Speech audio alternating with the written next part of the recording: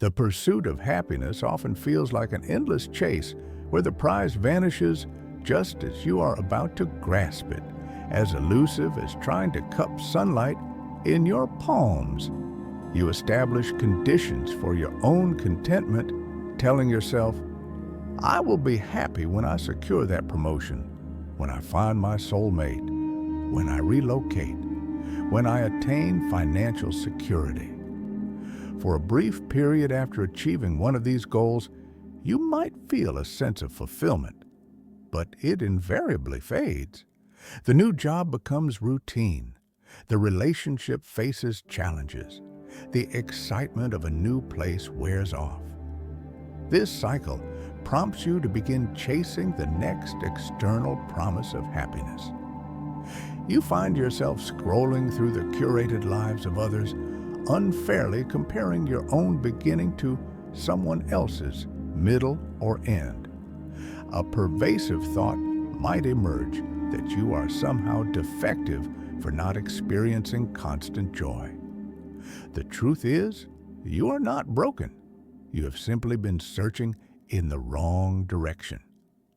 The Stoic philosophers understood that happiness is not derived from external events, but is forged in the way you choose to interpret and react to those events. It is not a trophy awarded for your achievements. It is a mental state you actively choose, even when parts of your life are incomplete. As the philosopher Epictetus advised, there is only one way to happiness, and that is to cease worrying about things which are beyond the power of our will. This is a fundamental truth that many avoid because it is far simpler to hold the world responsible for our dissatisfaction than to engage in introspection. It feels easier to believe that happiness will arrive once your life is perfectly arranged, rather than to accept that it can only emerge when you arrange your mind. The core reason contentment remains so elusive is that we are conditioned to look for it outside of ourselves. Society has taught us to view happiness as a destination to be reached, a reward for relentless effort, or a prize for worldly success. The Stoics, however, saw it from the opposite vantage point. Happiness is not a reward to be won. It is a practice to be undertaken. It is not something you discover by accident. Rather, it is something you intentionally cultivate through self-discipline, a well-managed perspective, and a sense of inner tranquility.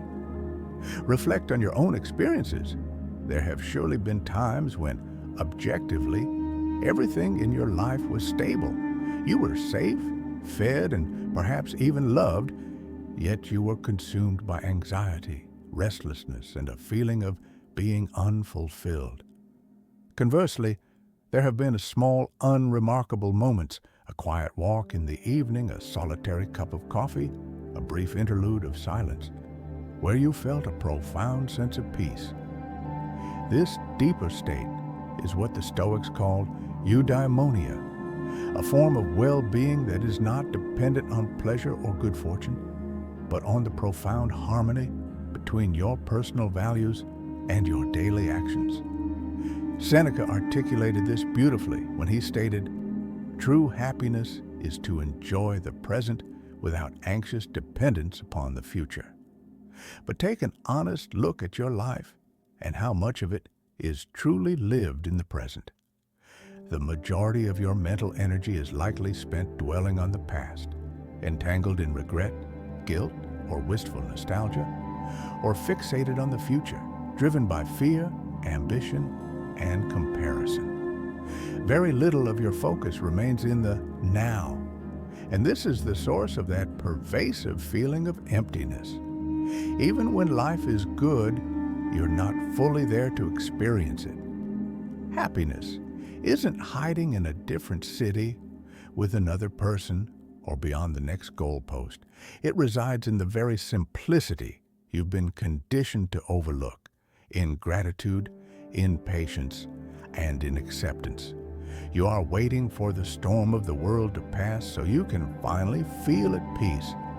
But the world will never be perfectly calm. The task is to find your own calm in the midst of the storm. Zeno, the founder of Stoicism, faced a catastrophe when he lost everything he owned in a shipwreck. His wealth, his cargo, and his future plans were gone. Yet his response was extraordinary. I made a prosperous voyage when I suffered shipwreck.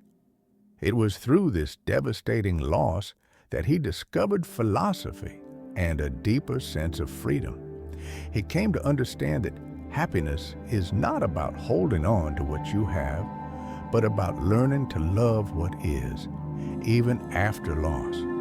You struggle to find happiness because you mistake it for a fleeting emotion that comes and goes. But true happiness is not pleasure, it is peace. Pleasure is conditional, depending on external factors like a sunny day, a healthy bank balance, or someone's attention. Peace, in contrast, is unconditional. It is a quiet, resilient strength that emanates from the knowledge that you possess the fortitude to endure whatever life presents. It is the unshakable serenity that arises when your heart ceases to fight against the flow of life. The Stoics taught that our real enemy is not pain, but attachment. Everything you desperately cling to, people, possessions, outcomes, becomes a chain. You become enslaved by the fear of losing it, and in that fear, you lose your own inner freedom. You cling to people, and they inevitably let you down. You cling to money, and it proves ephemeral. You cling to pleasure, and it always fades.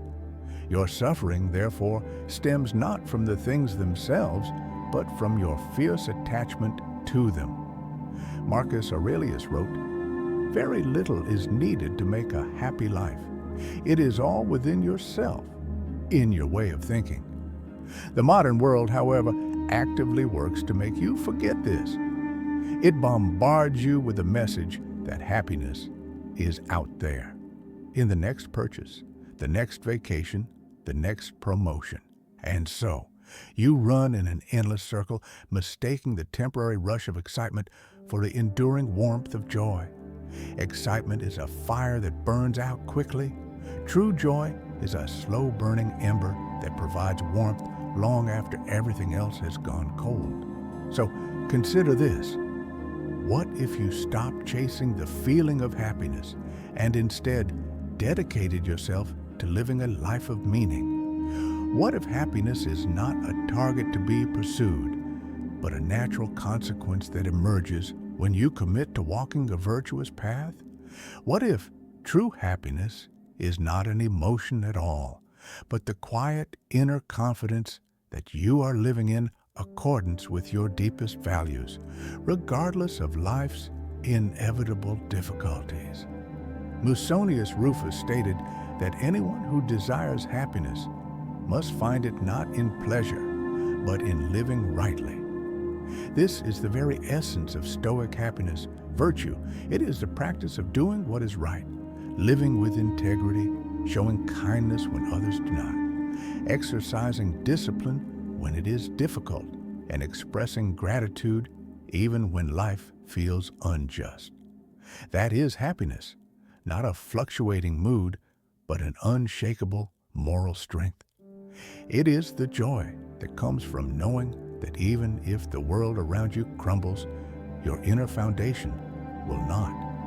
Perhaps you have felt lost because society tells you to prioritize comfort, not character.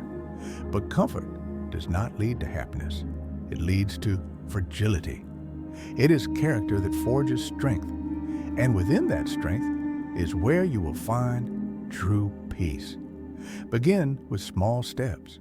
Do not wait for a perfect life to start living with intention.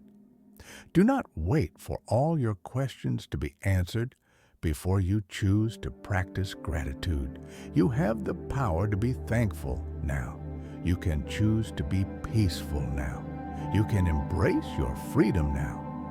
Because True freedom is not about altering your circumstances. It is about transforming your perspective. When you release the need for things to unfold in a specific way, you begin to find peace in whatever way they do. When you stop resisting the current of life, it ceases to feel so painful. This is the great paradox. The moment you cease your frantic pursuit of happiness is the very moment it quietly appears at your side. Think of it not as a grand destination, but as a quiet companion that emerges when you are present, humble, and aligned with your own soul.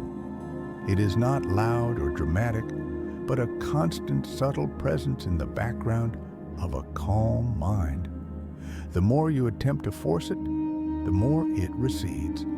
But when you finally let go, it returns, like a bird that will only land on a hand that is held still. Ultimately, happiness is not an external object to be found. It is an internal state to be embodied. You embody it at the precise moment you end the chase and find the courage to simply be present with yourself. You must control your mind, or your mind will inevitably control you.